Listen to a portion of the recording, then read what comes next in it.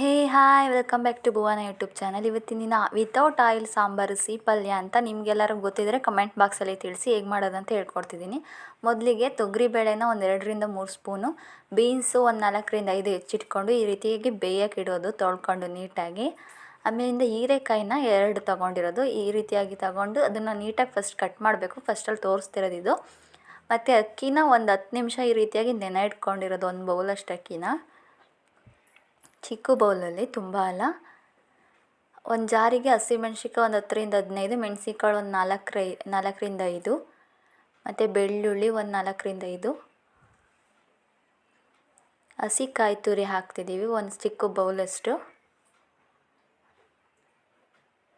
ಆಮೇಲಿಂದ ಅಕ್ಕಿ ಆಲ್ರೆಡಿ ನೆನೆ ಇಟ್ಕೊಂಡಿದ್ವಲ್ಲ 10 ನಿಮಿಷ, ಅದನ್ನು ಅಕ್ಕಿನ ಹಾಕ್ತಿರೋದು. ಹೀರೆಕಾಯಿನ ಆವಾಗಲೇ ತೋರಿಸ್ನಲ್ಲ ಈ ರೀತಿಯಾಗಿ ಎರ್ದು ಕಟ್ ಮಾಡಿ ಇಟ್ಕೊಂಡಿರೋದು. ಇದು ಸಪ್ರೇಟಾಗಿ ಬಾಯ್ಲ್ ಮಾಡಬೇಕು, ಯಾಕಂದರೆ ಎರಡೂ ಮಾಡಿದ್ರೆ ಮೆತ್ತಗಾಗುತ್ತೆ ಅಂತ ಇದು ಪಾತ್ರೆಯಲ್ಲಿ ಮಾಡ್ತಿರೋದು. ಜಾರಿಗೆ ಹಾಕ್ಕೊಂಡಿರೋ ಐಟಮ್ಸು ಈ ರೀತಿಯಾಗಿ ಸಣ್ಣದಾಗಿ ರುಬ್ಬಿಟ್ಕೊಂಡಿದ್ದೀವಿ. ಖಾರನ 2 ತರಕಾರಿ ಬೆಂದಾಗಿದ್ದ ನಂತರ ಈ ರೀತಿಯಾಗಿ ಕುದಿಯೋಕ್ಕೆ ಸ್ಟಾರ್ಟ್ ಆಗ್ತಿದ್ದಂಗೆ ಖಾರನ ಆ್ಯಡ್ ಮಾಡಿ ರುಚಿಗೆ ತಕ್ಕಷ್ಟು ಉಪ್ಪನ್ನು ಆ್ಯಡ್ ಮಾಡ್ತೀವಿ. ಖಾರ ಎಷ್ಟು ಬೇಕು ಅಷ್ಟು ನೋಡ್ಕೊಂಡು ಹಾಕ್ಕೊಬೋದು ಮಿಕ್ಸಿ ಮಾಡ್ಬೇಕಾದ್ರೆ.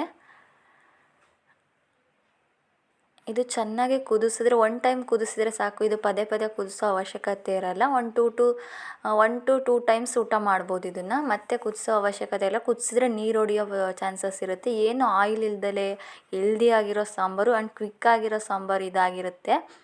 ನಿಮಗೆಲ್ಲ ಈ ರೆಸಿಪಿ ಇಷ್ಟ ಆಗಿದೆ ಅಂದ್ಕೊಳ್ತೀನಿ. ಇದು ಯಾರಿಗಾರು ಗೊತ್ತಿದ್ದರೆ ಕಮೆಂಟ್ ಬಾಕ್ಸಲ್ಲಿ ತಿಳಿಸಿ. ನಾವು ಇದನ್ನು ಸಿಹಿ ಪಲ್ಯ ಅಂತ ಕರಿತೀವಿ.